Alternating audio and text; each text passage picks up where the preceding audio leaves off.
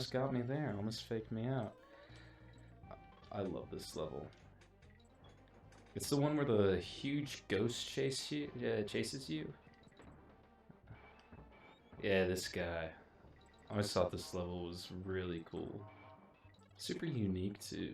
I love the backgrounds. I love the attention to detail in the backgrounds in this game. Pretty awesome. He really does feel threatening. I like his little laughs. Ha ha. Ha ha. Ha ha. Ha ha. That's stupid. As long as you don't hit 2 barrels, you're fine there. And this one you have to hit every green one, I think. And avoid every red one. Which can be a bit difficult. It's a little tight, but... oh. And that's the end of the level. One of my favorites, one of the coolest ones. I know most of like these past couple streams has just been me absolutely praising the hell out of this game's levels, music. It's levels design, it's level design, but you can't lie, it's pretty good. And all of it is very unique. Like what other game has like the wind?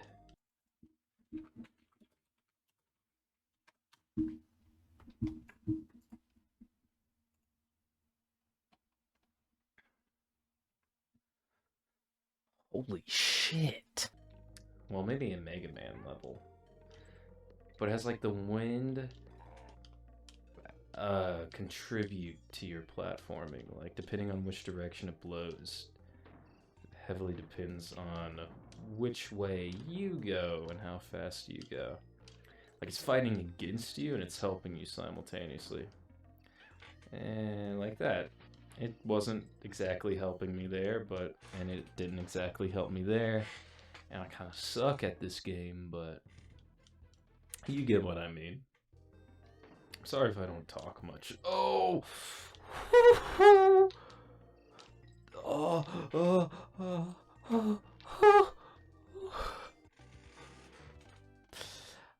Like I was saying, sorry if I don't talk much. Some of these levels require some pretty intense focus. Oh, this one. I've never liked this one. I think the concept of it's kind of cool, but I've never liked it. This has always been one of my least favorite levels, even when I was a little kid. Like having to, you know, I think having to meticulously go down, it requires a lot of skill, no doubt, but it's just nowhere near one of my favorite levels. Even then, I don't hate it. It's just not my particular favorite, you know? But I remember it being one of the hardest levels when I first played this game as a kid. Like, I think it was one of the levels that gave me the hardest time out of any of them. I always love the sounds that those blue alligators make. They little... Probably couldn't hear that, and if you did, it probably sounded really inaccurate. I vividly remember being stuck on this level for hours whenever I played this game at my grandma's house. I used to be like, this game used to be so difficult for me. Like, I think this is one of the games that taught me to constantly save, because I'd save after, if I had the coins for it. I can't go back up and get it. If I had the coins for it, I would save after every level. That's why I save so much in RPGs now. Because RPGs, anything can screw you over. Always keep a backup save whenever you're playing an RPG, especially one of the older ones. And sometimes the hitbox for squawks seems so lenient, or quawks. I think this one's called quawks. Sometimes it seems really lenient, and sometimes it seems like, you know, really precise. It's very inconsistent, in my opinion. Though I could just be bad at the game, which is probably the most likely answer. Yeah, this game's really short.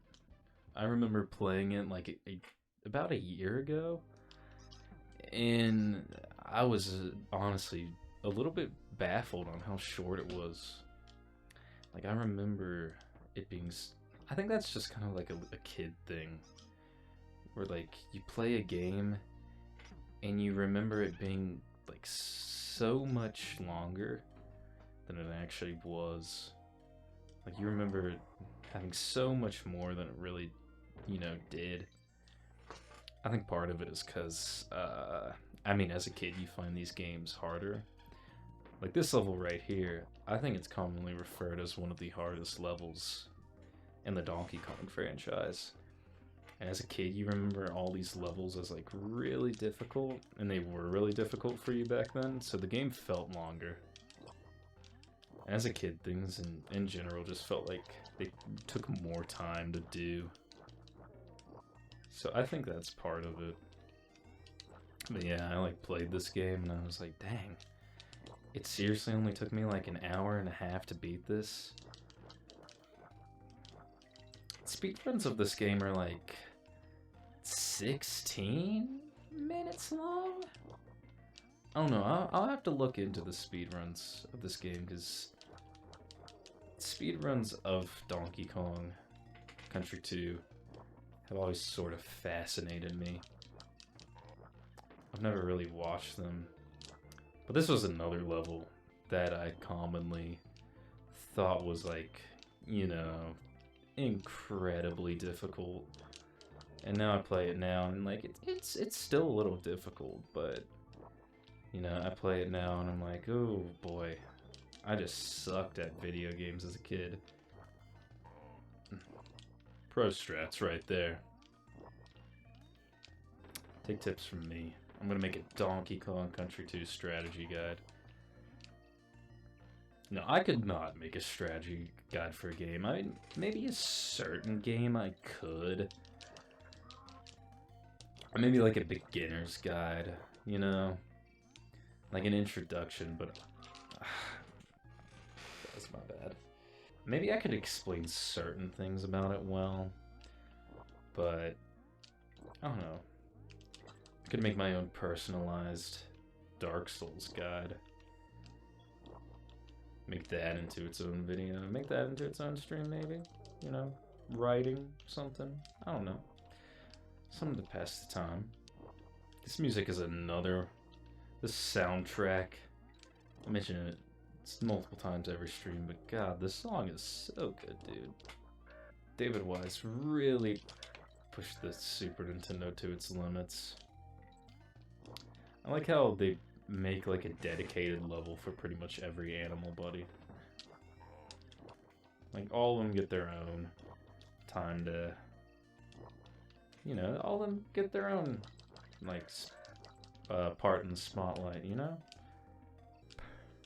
Oh no! I was so close. I should have been patient. I should have waited.